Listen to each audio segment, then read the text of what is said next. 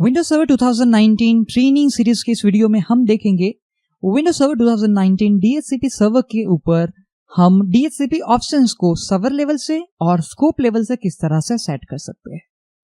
सबसे पहले समझ लेते हैं कि डीएचसीपी ऑप्शंस क्या है। जैसे आप जानते हो कि डीएचसीपी सर्वर आपके नेटवर्क में रहे क्लाइंट्स कंप्यूटर को ऑटोमेटिकली आईपी एड्रेस प्रोवाइड करता है। साथ में उस टाइम पे इंफॉर्मेशन इंक्लूड होती है, वो होती है उसका सबनेट मास्क। बट उनके अलावा भी क्लाइंट्स कंप्यूटर को और भी बहुत सारे इंफॉर्मेशन की जरूरत पड़ती है, जैसे कि गेटवे का एड्रेस, डीएनएस सर्वर का एड्रेस, और अगर आपके पास एक्टिव डायरेक्टरी डोमेन सेटअप है तो वो पेरेंट डोमेन का नाम। सो ये जो सारी इंफॉर्मेशन है उसे हम कहते हैं DHCP options information. DHCP server में डीएचसीपी ऑप्शंस को आप दो जगह से सेट कर सकते हो, एक है सर्वर लेवल से और दूसरा है इंडिविजुअल स्कोप लेवल पे। अगर आप डीएचसीपी सर्वर में डीएचसीपी ऑप्शंस को सेट करते हो सर्वर लेवल से, तो उस डीएचसीपी सर्वर के थ्रू जितने भी क्लाइंट्स कंप्यूटर को आईपी मिलता है उन सब पे ये जो सेटिंग्स है जो आपने सर्वर लेवल पे सेट की है वो कॉमनली सब पे अप्लाई होगी। फिर चाहे आपके पास कितने भी स्कोप क्यों ना हो, उन सभी पे ये सेटिंग्स कॉमन होगी। और अगर आप ये ऑप्शंस को सेट करते हो स्कोप लेवल से, तो उस टाइम पे उस स्पेसिफिक स्कोप से जहां पर आपने ऑप्शन सेट किए हैं, जितने क्लाइंट्स कंप्यूटर आईपी एड्रेस लेते हैं उन पे ही वो इंफॉर्मेशन अप्लाई होगी। यानी कि दूसरे स्कोप से अगर आईपी ले रहे हैं तो उन पे ये सेटिंग्स अप्लाई नहीं होगी। डीएचसीपी सर्वर लेवल पे जनरली हम जो ऑप्शन सेट करते हैं वो मोस्ट ऑफ टाइम ऐसे ऑप्शंस होते हैं जो थ्रू आउट हम कॉमन रखना चाहते हैं, सेम रखना चाहते हैं। और मोस्ट ऑफ केस में वो होता है डीएनएस सर्वर का एड्रेस, और अगर आपके पास एक्टिव डायरेक्टरी है तो आपके डोमेन का नाम। उनके अलावा जनरली हमको इंफॉर्मेशन सर्वर लेवल से सेट नहीं करते हैं। अगर हम स्कोप लेवल की बात करें तो जैसे ही आप जानते हो कि डीएचसीपी सर्वर के अंदर हर एक स्कोप का जो नेटवर्क एड्रेस है वो डेफिनेटली अलग अलग होने वाला है, और इसीलिए जो डिफॉल्ट गेटवे यानी कि जो राउटर का एड्रेस है वो हर एक स्कोप के अंदर अलग होगा। उस टाइम पे जो कुछ ऐसे सेटिंग्स है जो इंडिविजुअल स्कोप लेवल पे यूनिक होनी चाहिए उसे ही हम सेट करते हैं स्कोप लेवल से।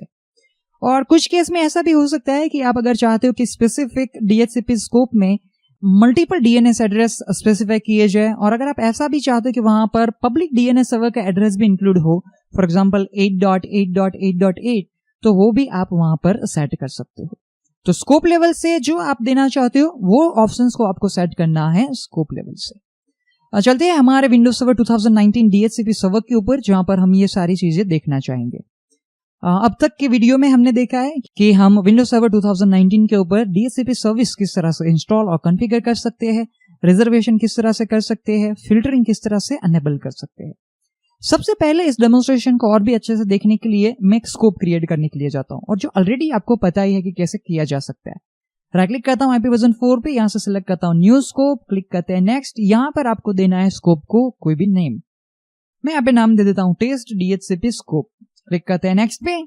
अब यहाँ पर आप देख सकते हो कि यहाँ पर आपको पूछा जा रहा है start IP and and IP. मैं यहाँ पे स्पेसिफाई कर देता हूं 192.168.202.2 से लेके 192.168.202 से लेके 250 तक। फाइन। सबनेट मास्क हम डिफॉल्ट ही रख रहे हैं 255.255.255.0। क्लिक करते हैं नेक्स्ट पे, नेक्स्ट नेक्स्ट। और अब की बार अगर मान लीजिए कि आपने स्कोप बनाते वक्त स्कोप ऑप्शन सेट नहीं किए थे और आपने सिलेक्ट किया था नो और सिंपली नेक्स्ट देके एक स्कोप क्रिएट कर लिया था, तो वहां पर जो स्कोप ऑप्शंस है वो सेट नहीं होंगे। ये हमारा एग्जिस्टिंग स्कोप है लोकल सबनेट के लिए।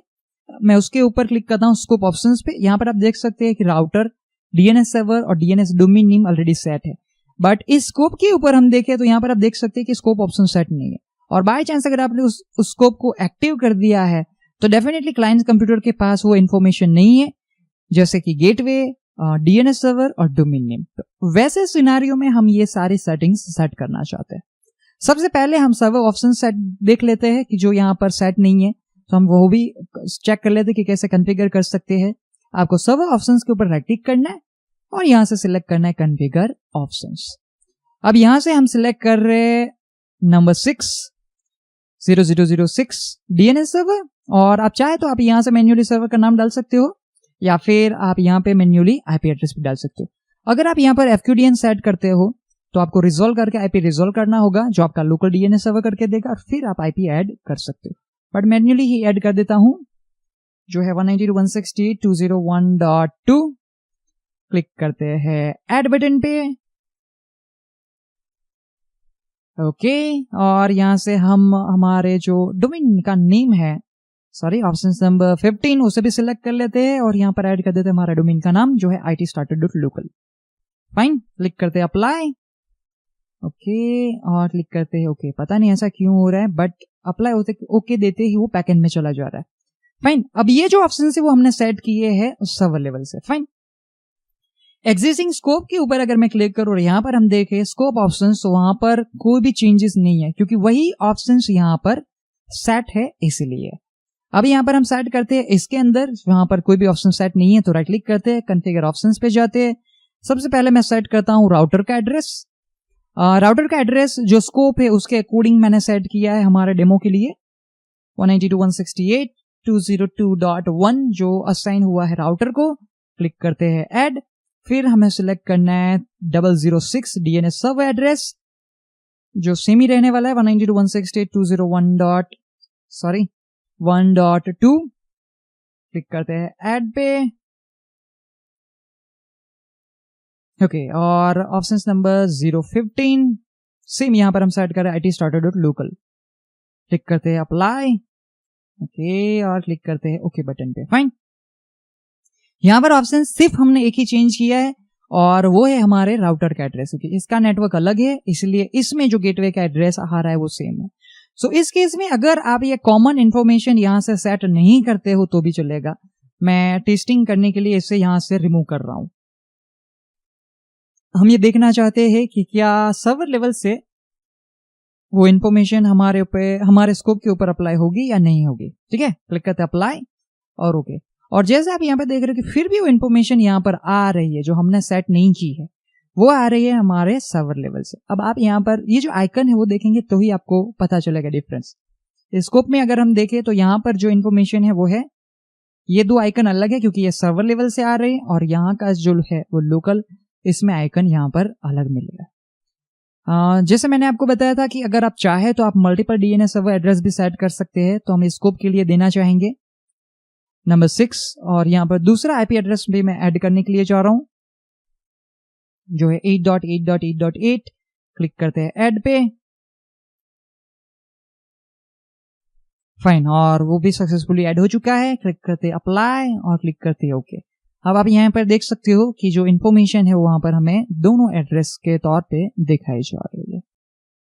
सो कुछ इस तरह से हम विंडोज सर्वर 2019 DHCP सर्वर के अंदर सर्वर लेवल से DHCP ऑप्शंस को सेट कर सकते हैं और रिक्वायरमेंट के बेस पे हम स्कोप लेवल से भी उसे सेट कर सकते हैं। अगर आप चाहे तो आप यहाँ पर सुपर स्कोप भी बना सकते हो दोनों स्कोप को कंबाइन करने के लिए, जिसके लिए आप यहाँ पर राइट क्लिक करके सिलेक्ट कर सकते हो न्यू सुपर स्कोप। क्लिक करते हैं नेक्स्ट, नाम दे देता हूं टेस्ट 1। क्लिक करते हैं नेक्स्ट और दोनों स्कोप, क्योंकि सुपर स्कोप बनाने के लिए आपके पास मिनिमम 2 स्कोप होने चाहिए, सिलेक्ट कर लेते हैं। क्लिक करते हैं नेक्स्ट और क्लिक करते हैं फिनिश। अब यहाँ पर हमारा सुपर स्कोप बन चुका है। ठीक है, सुपर स्कोप का बेनिफिट ये है कि मान लीजिए आपके नेटवर्क में बहुत सारे क्लाइंट्स कंप्यूटर है और जो आपने स्कोप क्रिएट किया है वो मैक्सिमम मान लीजिए क्लास C एड्रेस है तो 255 IP एड्रेस ही प्रोवाइड करेगा और आपके पास 500 जितने कंप्यूटर्स है, तो उस केस में आप इस तरह से सुपर स्कोप बना के आपके मल्टीपल स्कोप को as a single scope represent कर सकते हो। सो इस वीडियो के लिए इतना ही। Thank you for watching this video.